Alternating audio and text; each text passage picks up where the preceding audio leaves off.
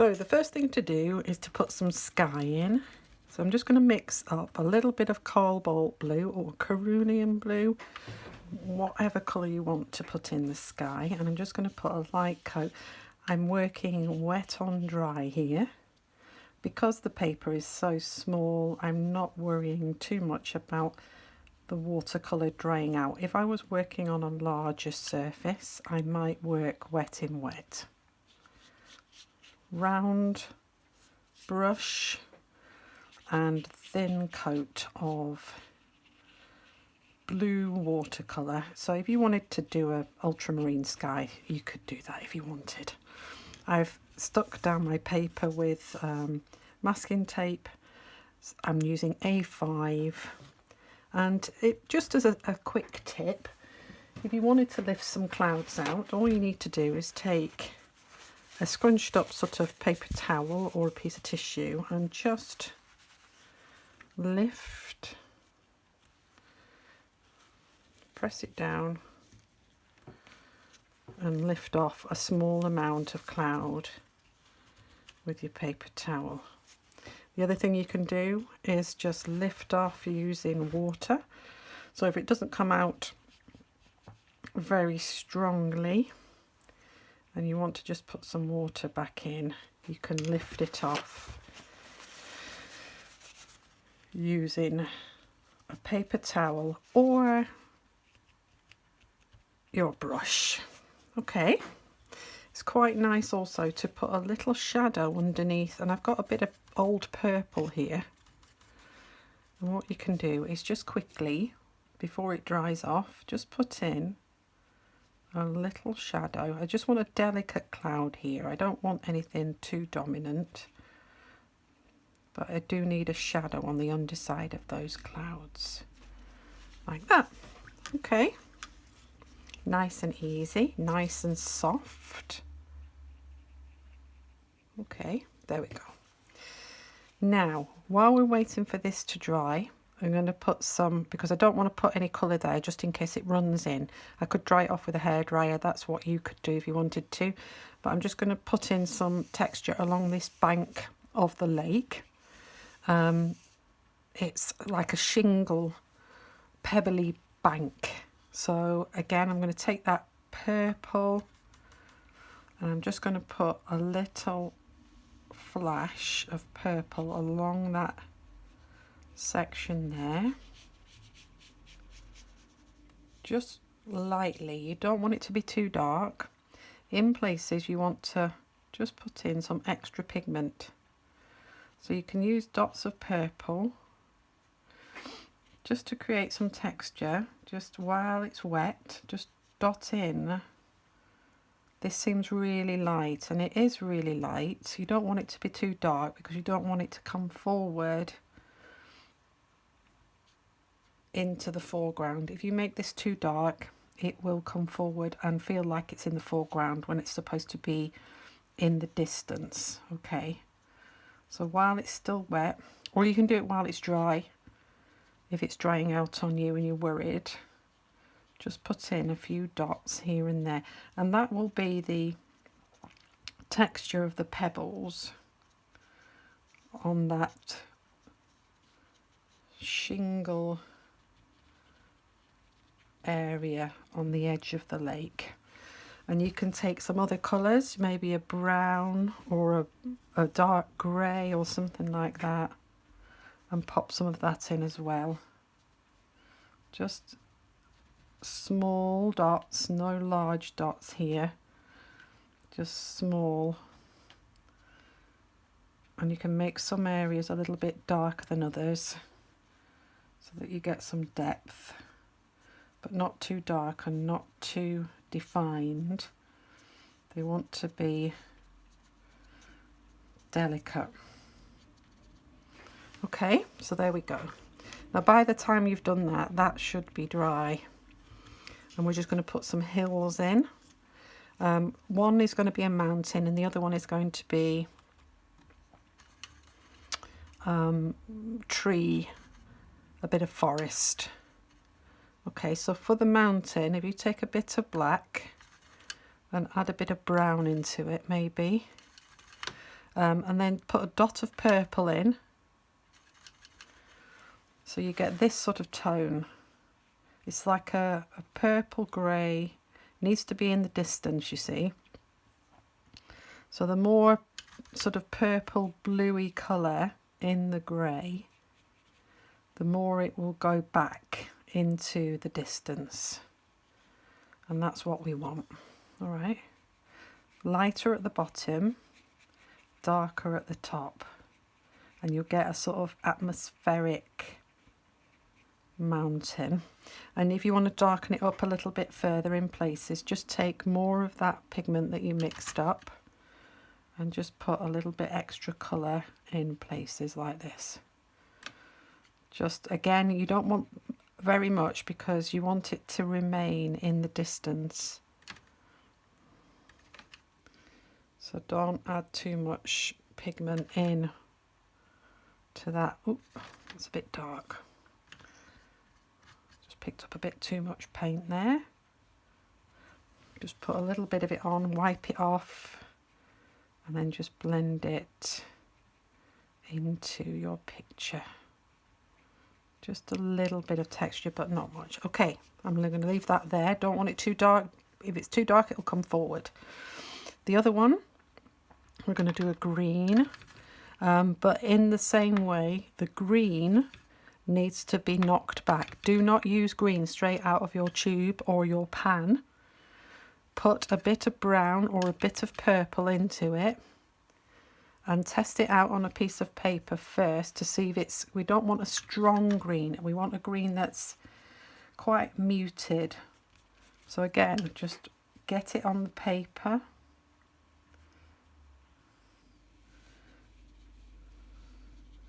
And again, we want it to be paler at the bottom. So put your pigment at the top and then wash your brush off and drag it, let it sort of bleed downwards into that watery area down the bottom. And again, pick up more pigment where you want darker areas.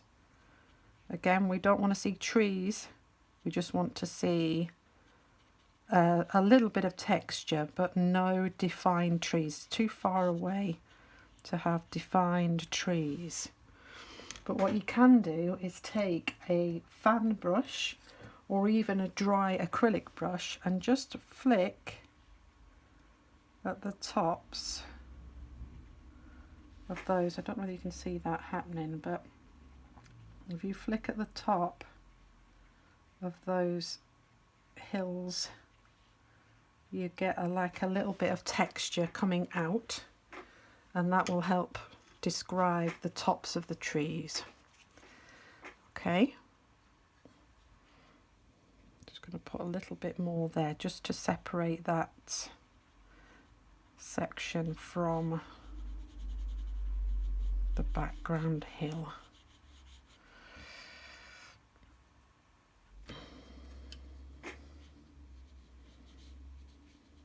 Okay, that'll do. Just a little bit of...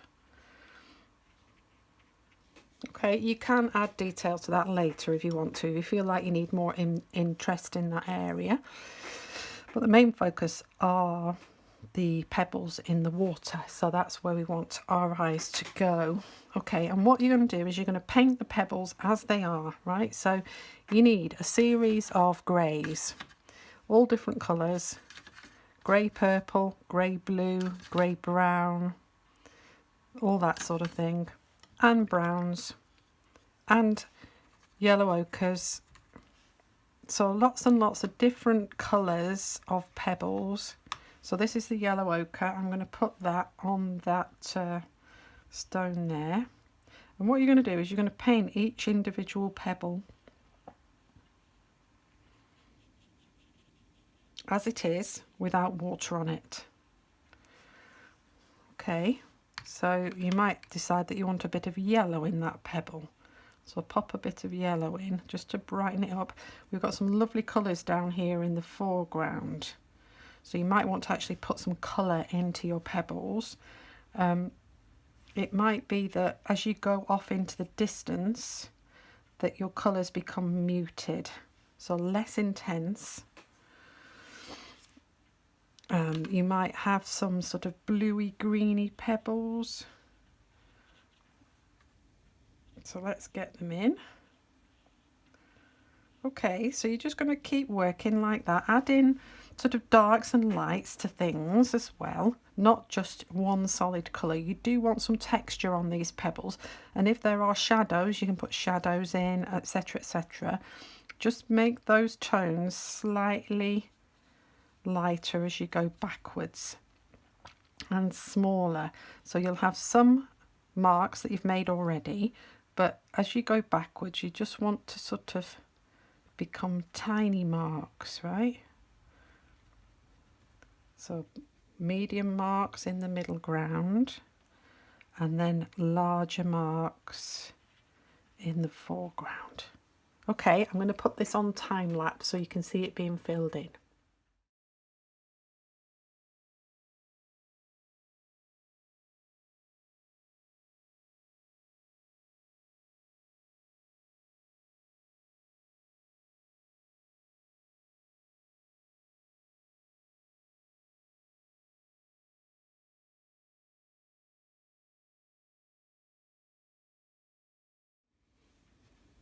Okay, so as you can see, I've built it up.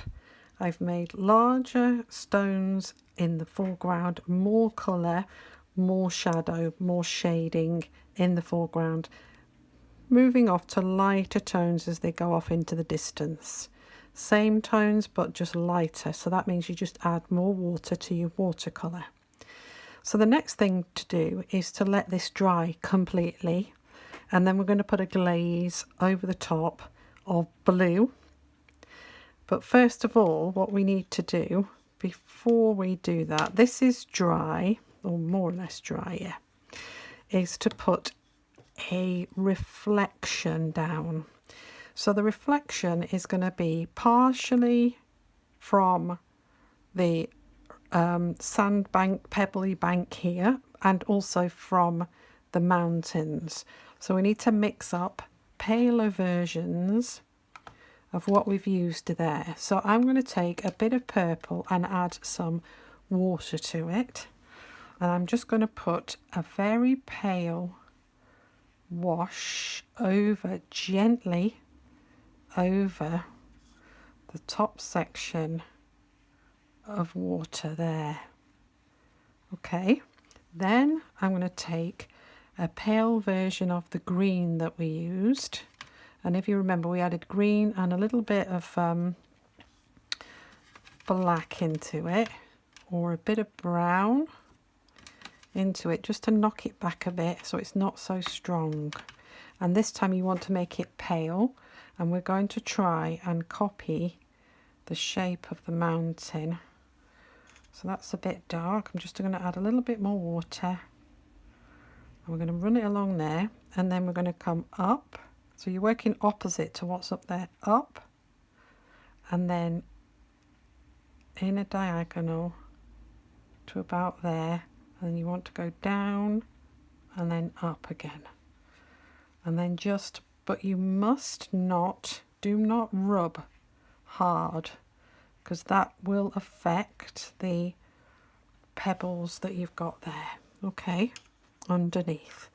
And then we need a grey for the other mountain, so I'm just going to use a little bit of black, and we hardly see this one, so just a little bit of black there, and just gently there, okay, and then let that dry completely. Okay, so this is where the magic happens. So we're all ready, everything's finished.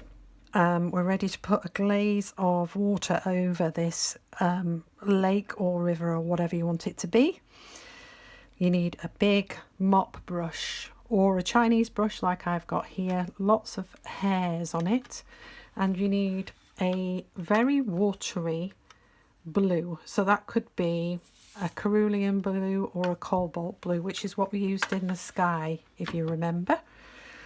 And we're going to use that technique of glazing over the top. So the most important part of this is light touch, really light touch. Don't rub, try and do this as quickly as possible, and this is why we use such a big brush. So if you've got a bigger brush than this available to you, then use it. Okay, so ready.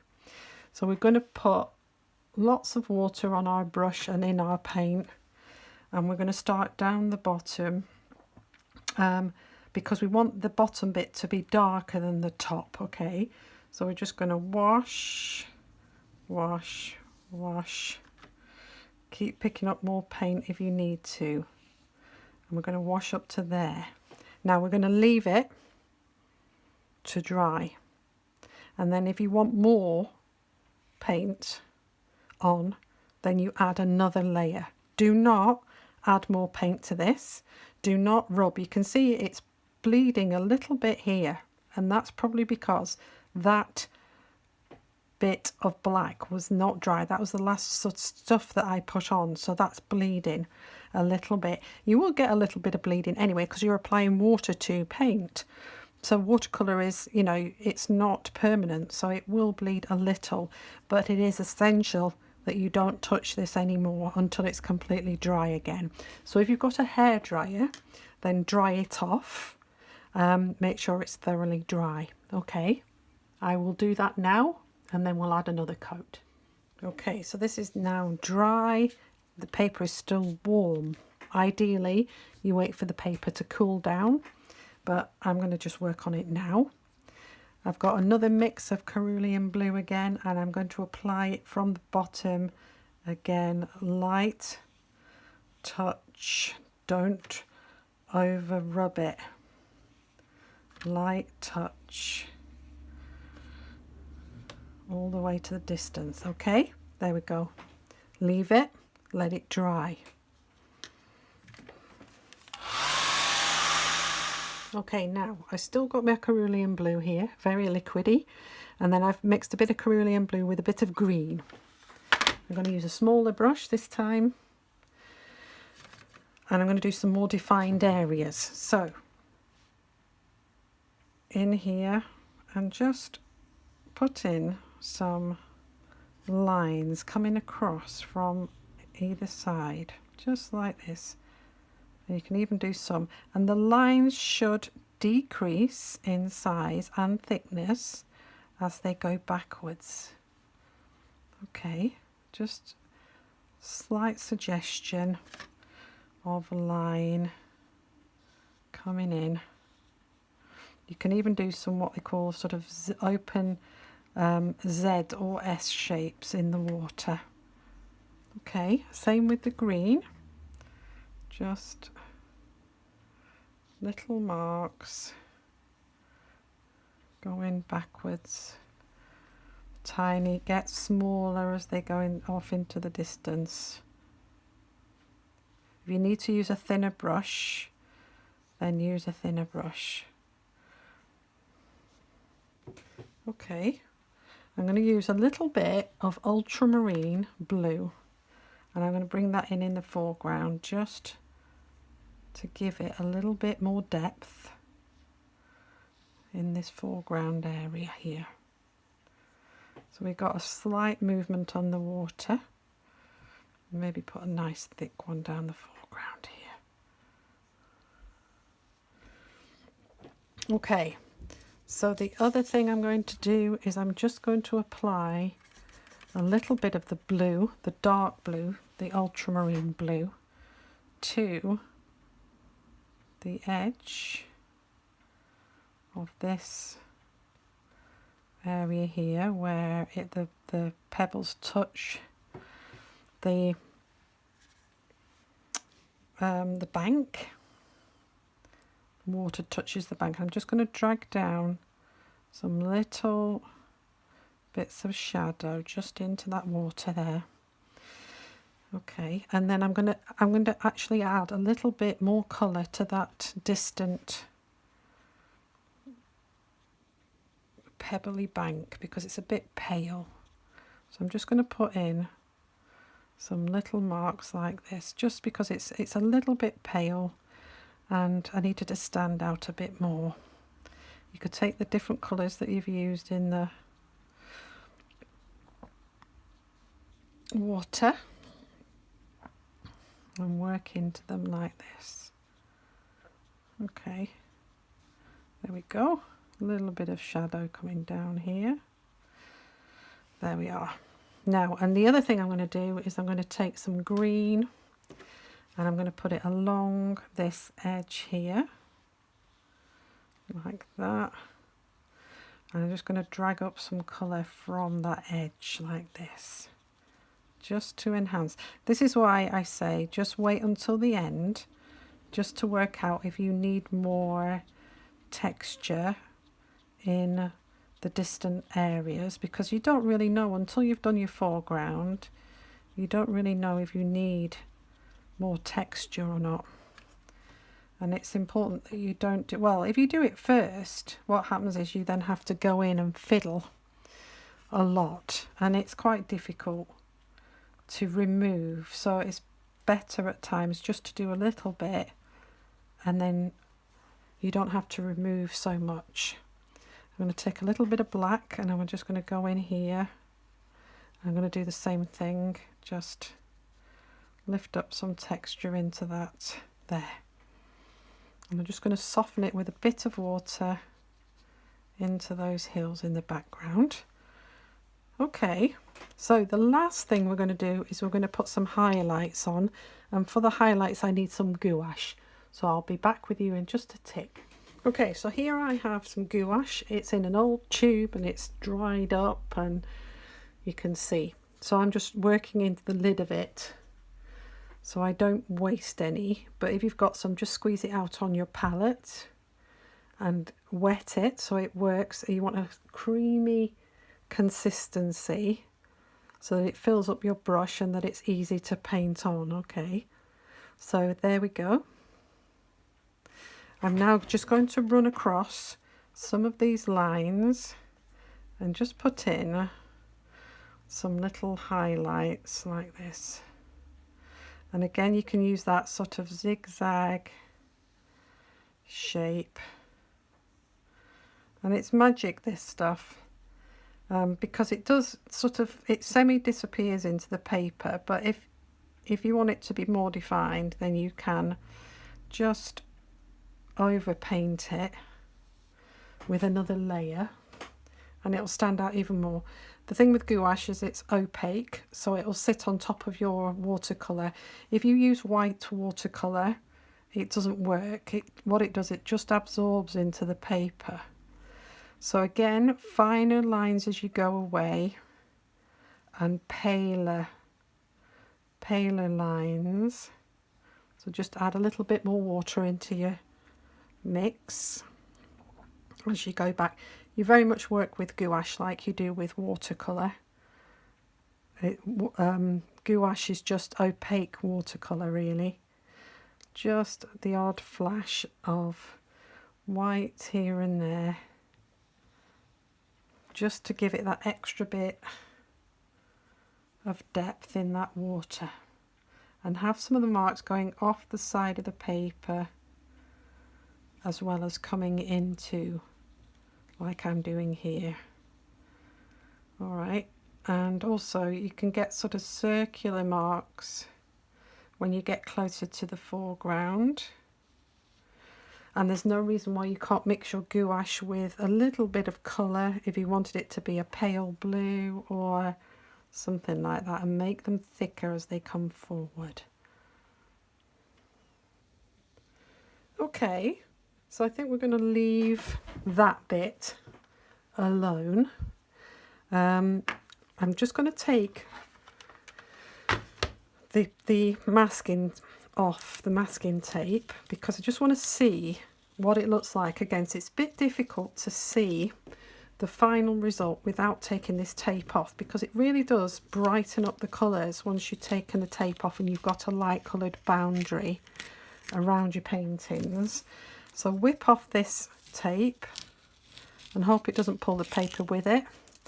If it does, use that tip of mine, which is to use a hairdryer. If it starts feeling like it's pulling the paper up, just use a hairdryer and apply it to the underside of the tape, and it melts the glue.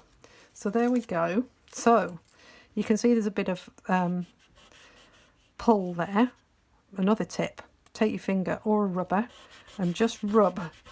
And what that does is it pushes the paper back down and stops it looking like it's torn.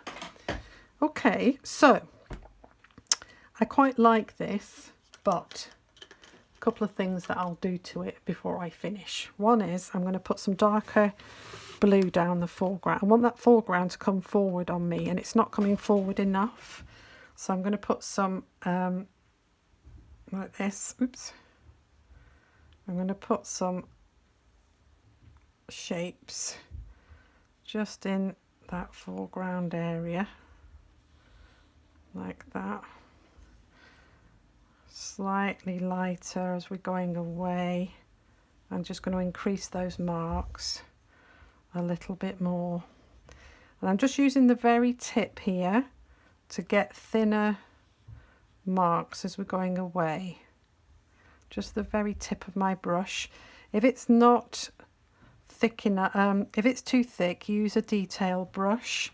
You can see already that that's helping. So a few more marks in here and I think we'll be nearly there.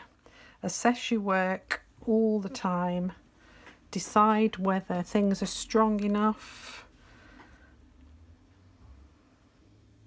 or if they're too strong, lift them off. Again, use the tip just to, that's probably a bit dark. Let me put this down here. There we go. Just going to lift a bit of that off. Because it's a bit dark, just by spreading it out. I've gone over my edge there. Forgetting that I've got my masking on there and there. There we go. Just going to soften that in. Rather than lifting it off and affecting what's underneath, I'm just going to soften it into the painting. Okay, the other thing I think I'll just fiddle with, I'm just going to take some brown. I'm just going to put some texture just along that line there. And I'm going to use that fan brush. I'm just going to flick it, oops, soften it into both the bottom and the top, just to give it an added bit of dimension there. And I might do the same with the bottom as well, just give it a little bit more, it just needs a little bit more colour, I think. It's a bit soft.